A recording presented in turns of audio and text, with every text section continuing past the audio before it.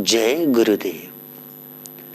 ज्योतिष विद्या के अध्ययन की इस यात्रा में पुनः एक बार आपका स्वागत है। आज के इस सत्र के अंदर हम लोग मुख्य रूप से बात करेंगे विपरीत राजयोग के बारे में। जैसा कि मैं पहले ही बता चुका हूं, बहुत सारे योग हमारे ज्योतिष विद्या के अंतर्गत हमारी कुंडली के भीतर में बनते हैं। ऐसे ज्योतिष के विभिन्न योगों में से जो प्रमुख योग हैं, उन प्रमुख योगों में से विपरीत राजयोग का अपना मूल्य है, अपना महत्व है। आइए समझते हैं कि विपरीत राजयोग कैसे बनता है तथा इसका क्या प्रभाव होता है। विपरीत राजयोग अगर हमारी कुंडली के अंदर बन रहा हो तो जातक अथवा जातिका को इसके क्या रिजल्ट प्राप्त होते हैं, इत्यादि बातों की चर्चा इस सत्र के अंदर हम लोग संपन्न करने का प्रयास करेंगे। आइए समझते हैं विपरीत राजयोग के संबंध में।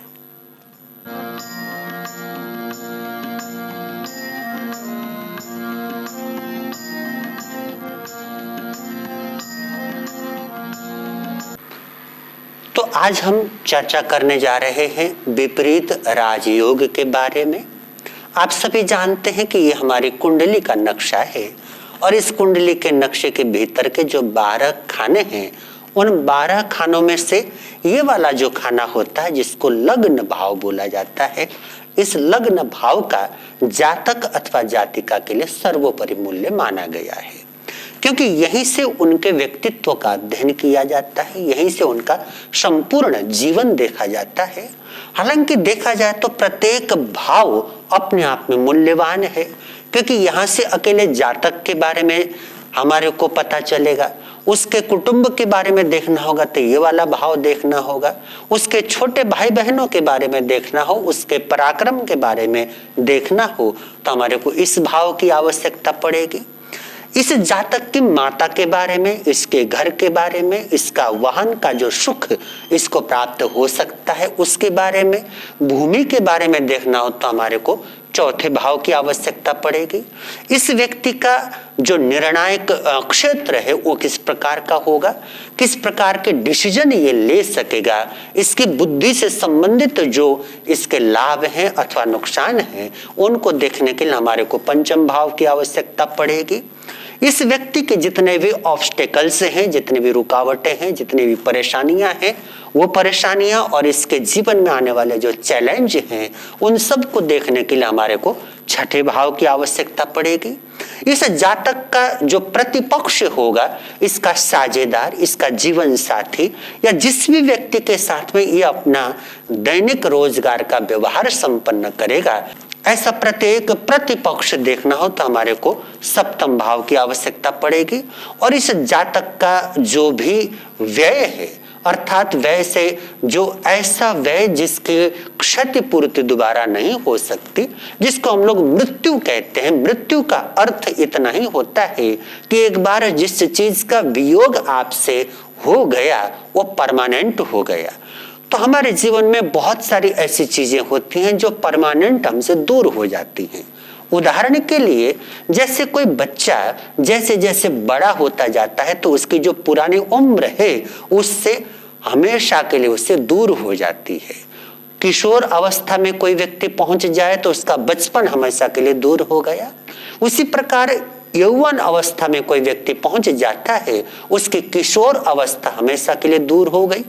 प्रौढ़ अवस्था में पहुंचा हुआ व्यक्ति, उसकी जो यौवन अवस्था है, किशोर अवस्था है या उसका बचपन है, वो हमेशा के लिए उससे दूर होते चले गए। तो मृत्यु अचानक घटने वाली घटना नहीं है। हमारे जीवन के भीतर में जैसे हम एक श्वास लेते हैं और दूसरा श्वास छोड़ते हैं, ये क्रम लगातार चलता है। उसी प्रकार अगर ये हमारा लेने वाला श्वास है तो ये हमारा छोड़ने वाला श्वास है। अर्थात हमारे जीवन का हर पल जो आगे हमारे को लेकर के जाए वो जीवन का हिस्सा बन जाता है। और हमारे जीवन का बीता हुआ प्रत्येक क्षण जो एक बार बीत गया पुनः लौट करके नहीं आ सकता, वो प्रत्येक क्षण हमारे जीवन की मृत्यु को रिप्रेजेंट करता है, मृत्यु का कारक होता है।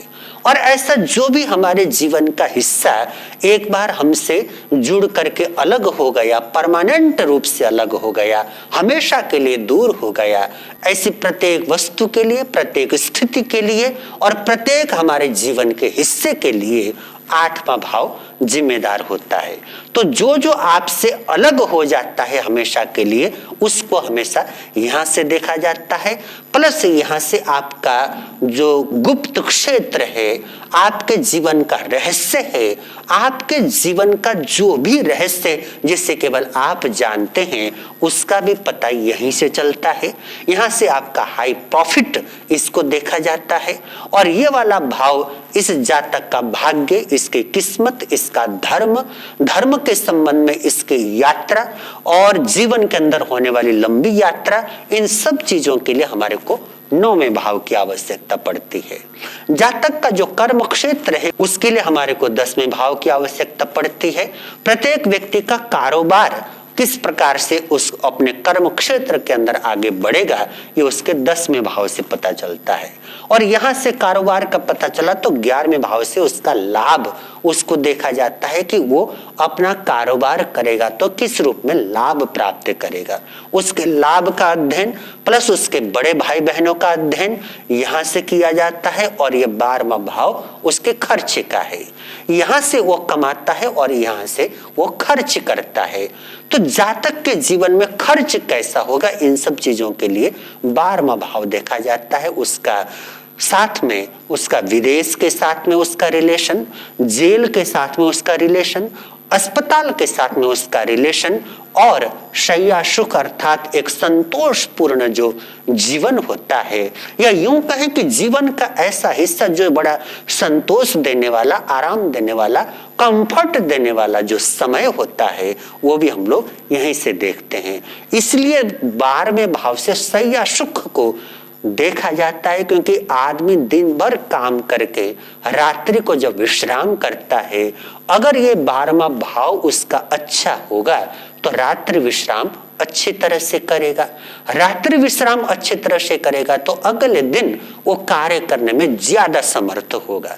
वहीं पर ये वाला भाव खराब होगा तो उसकी निद्रा भंग हो जाएगी, रात्रि को ठीक ढंग से आराम नहीं कर पाएगा।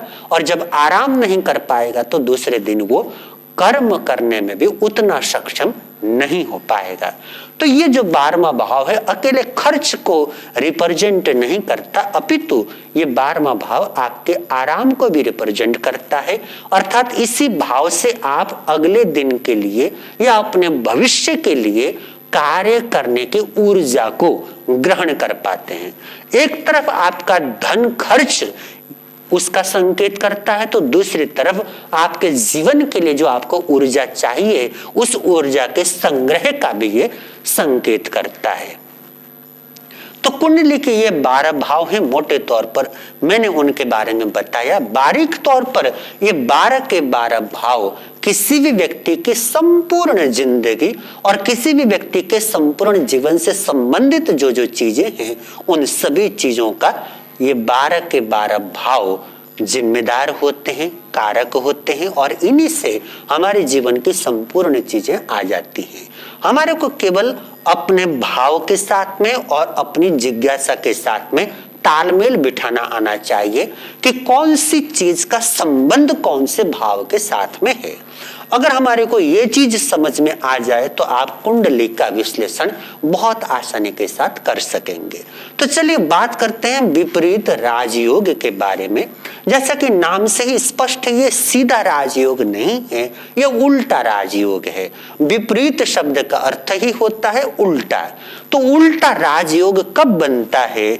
तो इस कुंडली के अंदर सामान्य रूप से आप लोग अभी तक जान चुके हैं कि ये वाला 6ठा भाव, ये वाला 8वां भाव और ये वाला 12वां भाव, ये तीनों के तीनों भाव एक प्रकार से चैलेंज के भाव हैं। एक प्रकार से इनके साथ में नकारात्मकता विशेष रूप से जुड़ी हुई है किसी न किसी ढंग से। जैसे इस भाव के साथ में रोग, ऋण, शत्रु, दुर्घटना इत्यादि चीजें जुड़ी हुई हैं। और चैलेंज इसके साथ में जुड़ा हुआ है, किसी प्रकार की स्पर्धा है, कोई भी प्रतियोगिता है, किसी प्रकार की परीक्षा है, उस परीक्षा के अंदर आप सक्सेस प्राप्त कर सकेंगे अथवा नहीं, इस बात के लिए भी छठा भाव आपका जिम्मेदार होता है। और आठवें भाव के बारे में तो मैं बता ही चुका हूं कि जो भी हिस्सा आपके जीवन का आपसे अलग हो जाता है उसके लिए आपका आठवां भाव जिम्मेदार होता है। और इसी आठवें भाव से आपका हाई प्रॉफिट देखा जाता है, इसी आठवें भाव से आपका जीवन का गुप्त रहस्य, आपके जीवन का गुप्त क्षेत्र उसको देखा जाता है। और 12वां भाव खर्चे का है और आराम का है। तो इन तीनों भावों का डायरेक्ट जो संबंध होता है वो चैलेंज के साथ में, नकारात्मकता के साथ में है। किंतु अगर इन्हीं तीनों भावों के स्वामी, छठे भाव का स्वामी, आठवें भाव का स्वामी और 12वें भाव का स्वामी, इन तीनों भावों के स्वामी में से कोई ग्रह अगर इन्हीं तीनों भावों में बैठ जाए उसको कहा जाता है विपरीत राजयोग। अर्थात छठे भाव का स्वामी चाहे छठे भाव में बैठ जाए, चाहे आठवें भाव में बैठ जाए, चाहे 12वें भाव में बैठ जाए। इसी प्रकार आठवें भाव का स्वामी छठे भाव में, आठवें भाव में, 12वें भाव में बैठ जाए। इसी प्रकार 12वें भाव का स्वामी चाहे छठे में बैठ जाए, चाहे आठवें में बैठ जाए, चाहे 12वें भाव में बैठ जाए।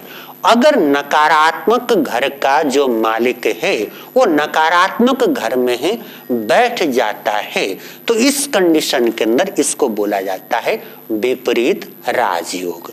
प्रमुख बात ये हुई, लेकिन इसके साथ में एक और बात या एक और शर्त जुड़ी हुई है जिसको ध्यान देने की बहुत आवश्यकता है।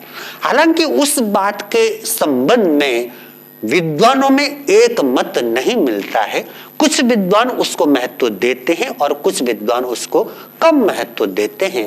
फिर भी हमारे को इस बात को समझ करके आगे बढ़ना ज्यादा उचित होगा। 6, 8, 12 भाव का स्वामी 6, 8, 12 में ही बैठ जाए, ये एक बात हुई। और दूसरी बात, लग्न का जो अधिपति अर्थात लग्नेश है, लग्न भाव का स्वामी मजबूत होना चाहिए, बली होना चाहिए। अगर आपके लग्न भाव का स्वामी बली है तब 6, 8, 12 का स्वामी 6, 8, 12 में बैठ जाए तो विपरीत राजयोग बनता है। किंतु अगर आपका लग्नेश कमजोर हो, लग्नेश पीड़ित हो, तब 6, 8, 12 का स्वामी 6, 8, 12 में बैठ भी जाए, इस कंडीशन के अंदर भी उसका उतना लाभ आपको नहीं प्राप्त हो पाएगा। तो उदाहरण के लिए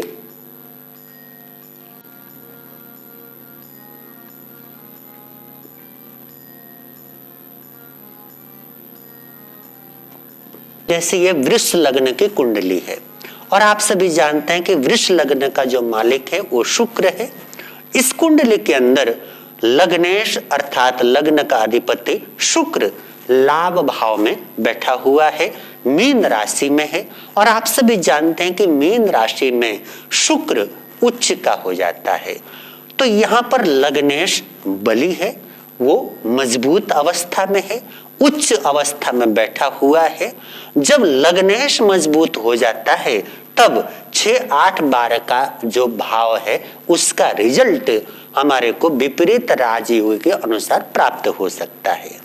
तो पहले नंबर पे लग्नेश अगर हमारा मजबूत है, हमने यहाँ पर देखा कि लग्नेश बली है। दूसरे नंबर पे हम देखेंगे छठे भाव का स्वामी चूंकि शुक्र ही है और यह छठे भाव का स्वामी लग्नेश है, लग्नेश को छठे भाव का, आठवें भाव का, 12वें भाव का दोष नहीं लगता ऐसा माना गया है। तो छठे भाव को हम लोग छोड़ देंगे। आठवें भाव का स्वामी गुरु है और गुरु यहाँ पर आठवें भाव में ही बैठा हुआ है। क्योंकि यहाँ पर लग्नेश मजबूत है इसलिए आठवें भाव का स्वामी जब आठवें ही भाव में बैठ जाए अथवा ये यहाँ पर अथवा यहाँ पर होता तब भी विपरीत राजयोग बनता। तो यहाँ पर गुरु वैसे तो देखा जाए तो अकारक है, लेकिन विपरीत राजयोग में होने के कारण गुरु ये श्रेष्ठ रिजल्ट देने में बाध्य हो गया। अर्थ ये हुआ कि गुरु की जब जब दशा अंतरदशा आएगी तब तब जातक को 8वें घर से संबंधित और 11वें घर से संबंधित जो रिजल्ट हैं वो अच्छे प्राप्त होंगे। इसी प्रकार हम लोग 12वें घर के मालिक के बारे में बात करेंगे तो यहाँ पर मेष राशि है और मेष राशि का स्वामी मंगल है जो 6ठे भाव में जाकर के बैठा हुआ है। तो मंगल द्वादशे से है और ये 6ठे भाव में जाकर के बैठ गए। इसका अर्थ हुआ कि मंगल भी यहाँ पर विपरीत राजयोग में है।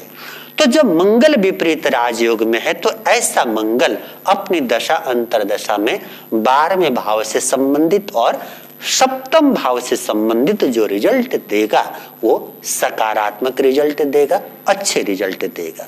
तो विपरीत राजयोग के लिए आप लोग समझ गए, पहले नंबर पे लग्नेश बलवान होना चाहिए, लग्नेश मजबूत होना चाहिए। दूसरे नंबर पे 6ठे भाव का स्वामी, 8वें भाव का स्वामी और 12वें भाव का स्वामी, ये 6ठे, 8वें, 12वें भाव में से किसी भाव में बैठे हुए हों। ये 2 शर्तें अगर आप स्पष्ट रूप से पूर्ण कर पाते हो तो आप मान सकते हैं कि आपकी कुंडली के अंदर शुद्ध रूप से विपरीत राजयोग है। किंतु कई बार यह भी देखने को प्राप्त हुआ है कि जब 6ठे, 8वें और 12वें भाव का स्वामी 6, 8, 12 भाव में बैठ जाए तो सीधा सीधा विद्वान लोग उसको विपरीत राजयोग बोल देते हैं। लग्नेश के बारे में बहुत ज्यादा वो विचार नहीं करते, लेकिन मुझे ऐसा आभास होता है कि लग्नेश के बारे में हमारे को अवश्य विचार कर लेना चाहिए, क्योंकि इन सब चीजों का, चाहे वो विपरीत राजयोग हो चाहे कोई दूसरा राजयोग हो, उसका लाभ जिसको प्राप्त होना है वो लग्नेश है। तो लग्नेश अर्थात जिसको इसका लाभ प्राप्त होना है वो कम से कम लाभ लेने की स्थिति में तो हो। अगर वो कमजोर होगा, पीड़ित तो होगा तो लाभ लेने की स्थिति में ही नहीं होगा तो भला उसको लाभ किस प्रकार से प्राप्त हो सकेगा। तो लग्नेश अगर उच्च राशि का ना भी हो, स्वराशि का ना भी हो, कम से कम उस अवस्था में तो उसको होना ही चाहिए जहां पर वो 6ठे, 8वें और 12वें भाव का जो विपरीत लाभ है उसको हासिल कर सके, उसको प्राप्त कर सके। तो लग्नेश की स्थिति अच्छी और 6ठे, 8वें, 12वें भाव के स्वामी इन्हीं भाव में से किसी भाव में आकर के बैठ जाएं तो इसको कहते हैं विपरीत राजयोग। और विपरीत राजयोग नाम से ही स्पष्ट है कि जो 6ठे, 8वें, 12वें भाव का स्वामी नकारात्मक रिजल्ट देने की भूमिका में था, विपरीत राजयोग में पड़ने के बाद वो आपके लिए सकारात्मक रिजल्ट देने को बाध्य हो गया। और ऐसे ग्रह की दशा अंतरदशा में अथवा ऐसे ग्रह की गोचर दशा में हमारे को अच्छे रिजल्ट प्राप्त हो सकेंगे। तो यह था आज का हमारा विषय विपरीत राजयोग का। विपरीत राजयोग क्या होता है और कैसे उसका लाभ जातक जातिका को प्राप्त हो सकता है, उस संबंध में हमने चर्चा की। अब हम बात करते हैं आपके प्रश्नों के बारे में। आपके प्रश्नों के बारे में चर्चा करें उससे पहले आपको बहुत बहुत शुभकामनाएं और आशीर्वाद देना चाहते हैं कि आपके बहुत सुंदर और बहुत प्यारी शुभकामनाएं, बहुत प्यारे संदेश हम तक पहुंचते हैं। उन सब शुभकामनाओं के लिए आपको बहुत बहुत आशीर्वाद देते हैं। परमात्मा की कृपा आपके ऊपर हमेशा बरसती रहे, ऐसी मंगल कामना करते हैं। पहला प्रश्न है, संजय वाच नामक आईडी से वो प्रश्न मुझ तक पहुंचा है। वो पूछते हैं कि गुरुदेव, नक्षत्रों को याद रखने का सरल तरीका क्या होना चाहिए, उस बारे में बताएं। तो देखिए, नक्षत्रों को याद करने का सबसे आसान तरीका है कि आप नक्षत्रों के स्वामी को याद कर लें। जैसे कि मैं पहले बता चुका हूं, 9 ग्रहों का स्वामित्व 3-3 नक्षत्रों के ऊपर होता है। जैसे पहला, 10वां और 19वां अर्थात अश्विनी, मगा, मूल, ये केतु के नक्षत्र हो गए। उसी प्रकार दूसरा, 11वां और 20वां अर्थात भरणी, पूर्वा फाल्गुनी और पूर्वाषाढ़ा, ये शुक्र के नक्षत्र हो गए। इसी प्रकार तीसरा, 12वां और 21वां सूर्यदेव का नक्षत्र हुआ।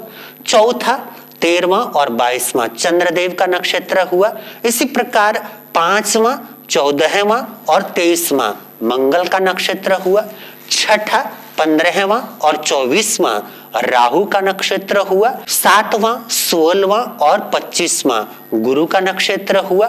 8वां, 17वां और 26वां शनि का नक्षत्र हुआ, 9वां, 18वां और 27वां बुध का नक्षत्र हुआ। तो इन ग्रहों को जब आप याद रख लेंगे और उसकी संख्या को याद रख लेंगे कि कौन सा नक्षत्र कौन से ग्रह के स्वामित्व के अंतर्गत आता है, तो उसके स्वामी को याद कर लेंगे तो नक्षत्रों को याद करना बहुत सहज हो जाएगा और बहुत आसानी के साथ 27 के 27 नक्षत्र आपको याद रहेंगे। इन्होंने ही दूसरा प्रश्न पूछा है कि गुरुदेव ये बताएं कि दृष्टियां कैसे काम करती हैं, अर्थात अच्छी होती हैं या बुरी होती हैं। तो मैं बताना चाहूंगा कि दृष्टियां सभी ग्रहों की अच्छी या बुरी नहीं होती। अगर आपके कुंडली के अंदर कोई ग्रह अच्छा है, उसकी दृष्टि हमेशा अच्छी होगी, और आपके कुंडली के अंदर कोई ग्रह खराब परिणाम देने में बाध्य है, उसकी दृष्टि आपके लिए खराब हो जाएगी। यही दृष्टियों को जांचने का तरीका है। शुभ ग्रहों की दृष्टि शुभ होगी और अशुभ ग्रहों की दृष्टि अशुभ होगी। अगला प्रश्न पूछा है खेमराज जैशी नामक आईडी से वो प्रश्न पहुंचा है। वो पूछते हैं कि गुरुदेव ये बताएं कि हमारे रक्त के लिए, हमारी हड्डी के लिए और हमारी नसों के लिए कौन से नक्षत्र जिम्मेदार होते हैं। ये उस वीडियो के संदर्भ में प्रश्न है जिसके अंदर हमने शरीर के अंगों के साथ में नक्षत्रों का संबंध जिसके अंदर हमने बताया है, उस वीडियो के संबंध में ये प्रश्न है। उन्होंने पूछा है कि रक्त के संबंध में, हड्डियों के संबंध में और हमारी नसों के संबंध में हम कौन से नक्षत्रों को देखें, अर्थात इनके कारक नक्षत्र कौन से हैं। तो देखिए, सीधे तौर पर तो किसी नक्षत्र को रक्त का, हड्डी का या नसों का कारक नहीं माना गया है। इसलिए हमारे को चाहिए कि हम उन नक्षत्रों के स्वामी का अध्ययन करें। जैसे रक्त के लिए मंगल जिम्मेदार होता है, तो मंगल के जो नक्षत्र हैं अर्थात मृगशिरा, चित्रा और धनिष्ठा, ये मंगल के नक्षत्र हैं, तो यही नक्षत्र रक्त के लिए जिम्मेदार हो गए।